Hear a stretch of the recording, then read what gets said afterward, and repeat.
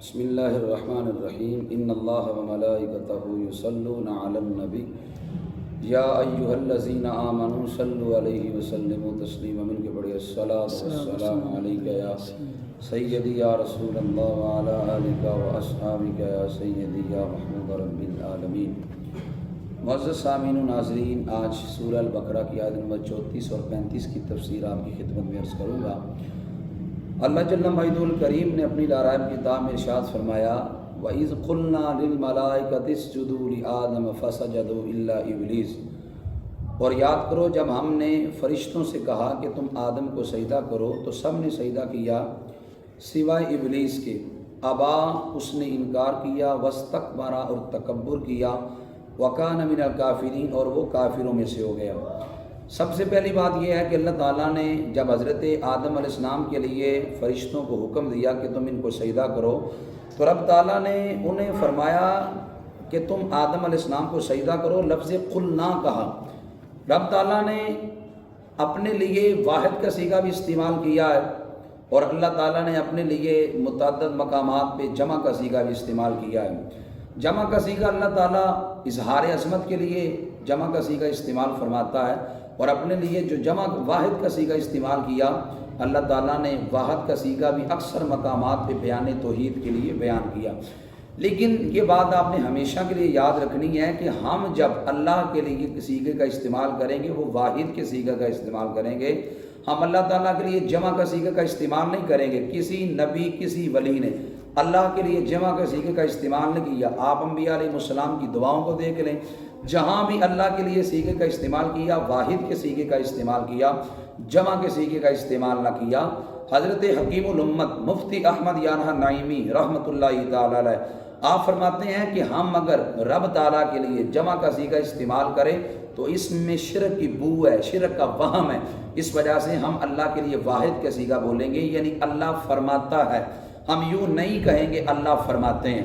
اللہ نے یہاں پہ جو ہے وہ جمع کا صیغہ اپنے لیے استعمال کیا، اللہ نے اپنے لیے واحد کا صیغہ بھی استعمال کیا، وہ مالک ہے، لیکن بندوں کو حکم یہ ہے کہ وہ اللہ کے لیے ہمیشہ بیان توحید کے لیے واحد کا صیغہ استعمال کرے۔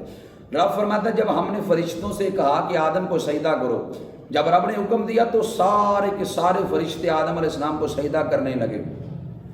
مفسرین لکھتے ہیں کہ سب سے پہلے سجدہ حضرت جبریل امین نے کیا، جس کے نتیجے میں رب نے ان کو سب سے بڑا مرتبہ خدمت انبیاء کا عطا فرما دیا۔ خدمت انبیاء کا سب سے بڑا مرتبہ جناب جبریل امین کو ملا، اس لیے کہ سب سے پہلے وہ سجدے میں گئے۔ نبی کریم صلی اللہ علیہ وسلم کے سے قبل جتنی بھی شریعتیں ہیں، ان شریعتوں کے اندر سجدہ تعظیمی جائز تھا، یعنی کسی کی عزت اور تعظیم کی وجہ سے سجدہ کرنا، لیکن نبی علیہ السلام کی شریعت میں سے سجدہ تعظیمی بھی حرام ہے۔ یعنی سجدے کی قسمیں دو ہیں، ایک سجدہ عبادت اور ایک سجدہ تعظیمی۔ سجدہ عبادت تو رب کے علاوہ کسی اور کے لیے کسی شریعت میں بھی جائز نہیں ہوا، اور سجدہ تعظیمی یہ سابقہ شریعتوں میں جائز تھا، لیکن نبی علیہ السلام کی شریعت میں سجدہ تعظیمی بھی حرام ہے۔ حضرت جبریل امین نے سجدہ کیا، اللہ نے بڑا مقام دے دیا، تو سب نے سجدہ کیا سوائے ابلیس کے۔ ابلیس کو ابلیس کیوں کہتے ہیں؟ پہلے جب یہ معلم ملائکہ تھا، اس کا نام عزازیل تھا، جب یہ بگڑا تو ابلیس بن گیا۔ ابلیس کو ابلیس کیوں کہتے ہیں؟ شیطان کو شیطان کیوں کہتے ہیں؟ ابلیس منائے بلس سے، اور بلس کہتے ہیں نا امید ہونا، چونکہ یہ اللہ کی رحمت سے نا امید ہو چکا تھا، اس وجہ سے اس کو ابلیس کہتے تھے۔ اور دوسری وجہ شیطان، شیطان یہ شطرن سے بنا ہے، اور شطرن کا مطلب ہے دور ہونا، چونکہ یہ اللہ کی رحمت سے دور ہے، اس وجہ سے اس کو شیطان کہتے ہیں۔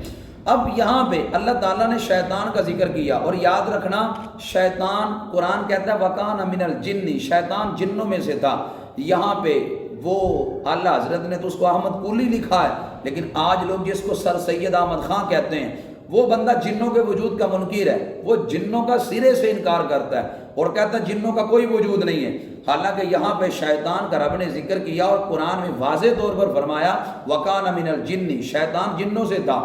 لیکن وہ سر سید احمد خان جسے آج دین کا بڑے مصلح قرار دیا جاتا ہے کہ دین کے بارے میں اس کی بڑی خدمات ہیں، وہ تو پرلے درجے کا اسلام دشمن انسان تھا۔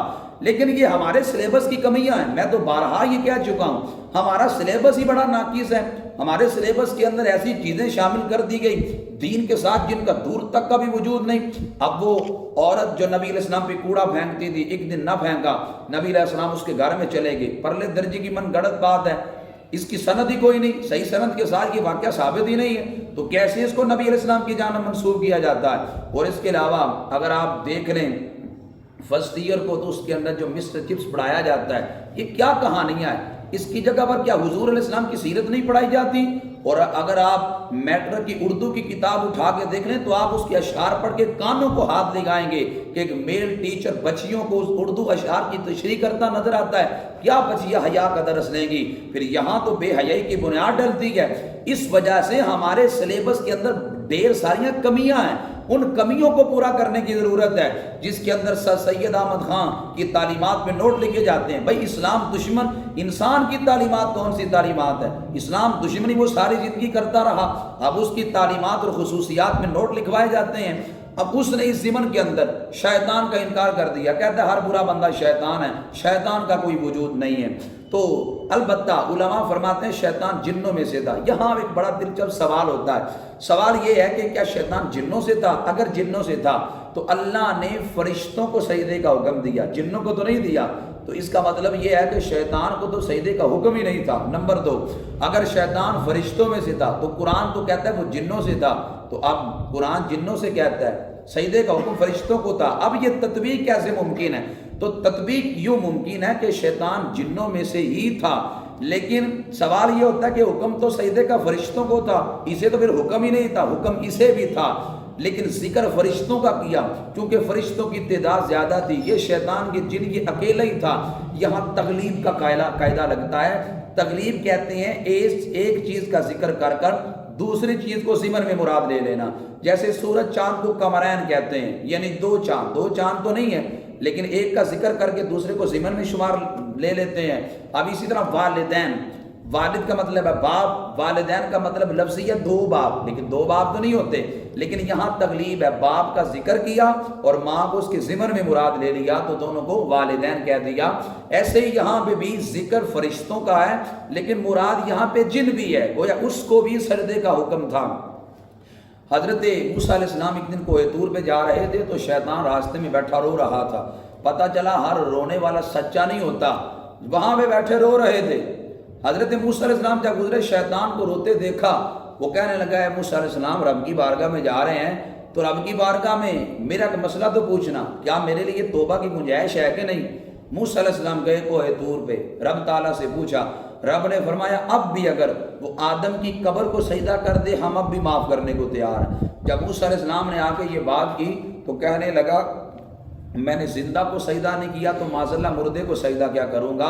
پتہ چلا نبیوں کو مردہ ماننا یہ شیطان کا کام ہے، نبیوں کو زندہ ماننا میری سرکار کا فرمان ہے۔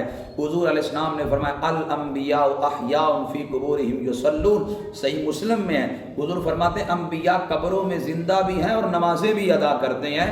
شیطان نے اس مقام پہ حضرت موسیٰ علیہ السلام کو کہا آپ نے میری سفارش کی، اب آپ کا مجھ پہ احسان ہے، پتے کی 3 باتیں بتاتا ہوں۔ شیطان کہنے لگا پہلی بات یہ ہے کہ بندہ جب غصے کی حالت میں ہوتا ہے تو ہم اس کی رگوں میں گردش کے بجائے اس کے جسم میں گردش کرتے ہیں، اور شیطان کہتا ہے پھر اس کی باغ ڈور میرے ہاتھ میں ہوتی ہے، میں جو چاہتا ہوں اسے کروا لیتا ہوں، اس لیے طلاقیں غصے کے عالم میں ہوتی ہیں۔ اس لیے حضور علیہ السلام نے فرمایا لیس الشدید بسرعہ انما شدید الذی یملک نفسہ عند الغضب او کما قال علیہ السلام۔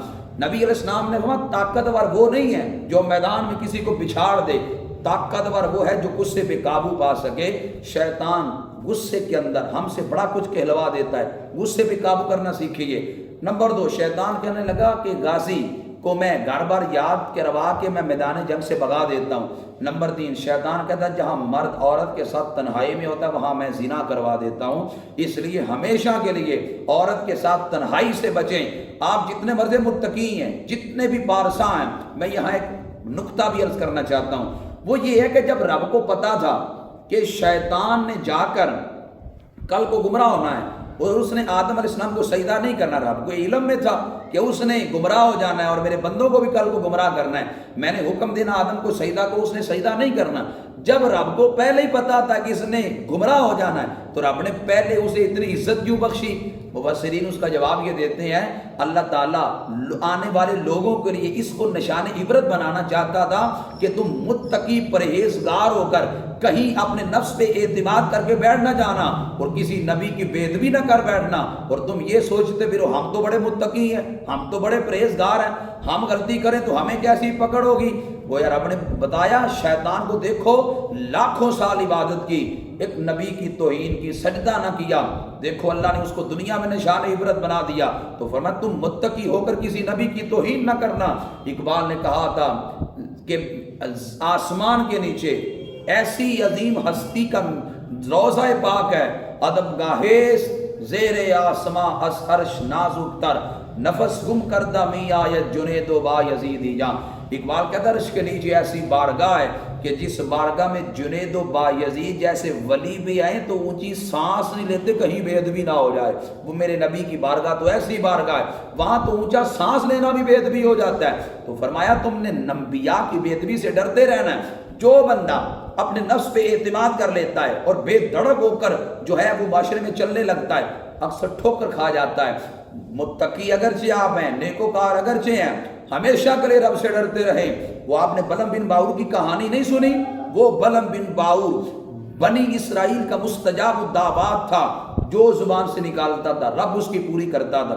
لوگوں نے کہا موسیٰ علیہ السلام کی خلاف بد دعا کر، کہتا ہے نہیں کرنی۔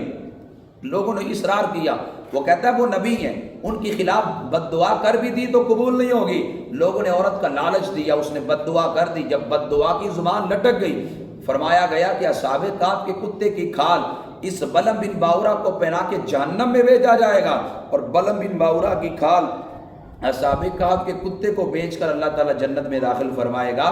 تو اس وجہ سے ہمیشہ جتنے بھی آپ نیکوکار ہیں ہمیشہ اللہ سے ڈرتے رہنا چاہیے۔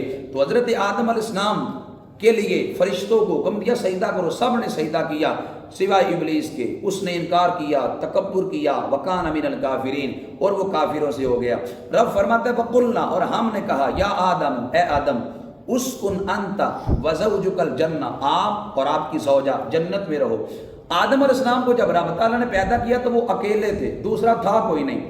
تو حضرت آدم علیہ السلام کی چاہت تھی سارے جانور جوڑے جوڑے ہیں، میرا ہم جنس کوئی نہیں۔ جب حضرت آدم علیہ السلام آرام کر رہے تھے اللہ تعالیٰ نے ان کی بائیں پسری سے حضرت اماں حوا کو پیدا کر دیا۔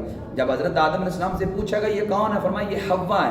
حوا کا مطلب ہے زندہ شخص سے پیدا ہوئی، اور امراتن کہتے ہیں عورت کو، یہ مر ان سے بنی ہے، مرءن مرد کو کہتے ہیں، اس وجہ سے عورت کو عورت کہتے ہیں۔ عورت کا مطلب ہے چھپانے کی چیز، چونکہ عورت اگر پردہ نہیں کرتی تو یہ اس کے لیے عار اور شرم ہے، اس لیے عورت پردے کی چیز ہے، چھپانے کی چیز ہے، اس وجہ سے اس کو عورت کہتے ہیں۔ تو حضرت اماں حوا کو اللہ تعالیٰ نے ساتھ پیدا کیا، دونوں کو کہا تم جنت میں رہو، وَكُولَا، اور تم دونوں جنت سے کھاؤ، منہا، اس جنت سے، راغدن، بغیر روک ٹوک کے، حیث شئتما، جو تمہارا جی چاہے، لیکن فرمایا وَلَا تَقْرَبَا هَٰذِهِ الشَّجَرَةَ، اس درخت کے قریب نہیں جانا۔ وہ گندم کا درخت تھا، بعض مفسرین نے انگور کا بھی کہا ہے اور بعض نے دیگر بھی کہا ہے، لیکن زیادہ مشہور قول جو ہے وہ گندم کا درخت تھا۔ فرمایا اس گندم کے درخت کے قریب نہیں جانا، فَتَكُونَا مِنَ الظَّالِمِينَ، ورنہ تم حد سے بڑھنے والوں میں سے ہو جاؤ گے۔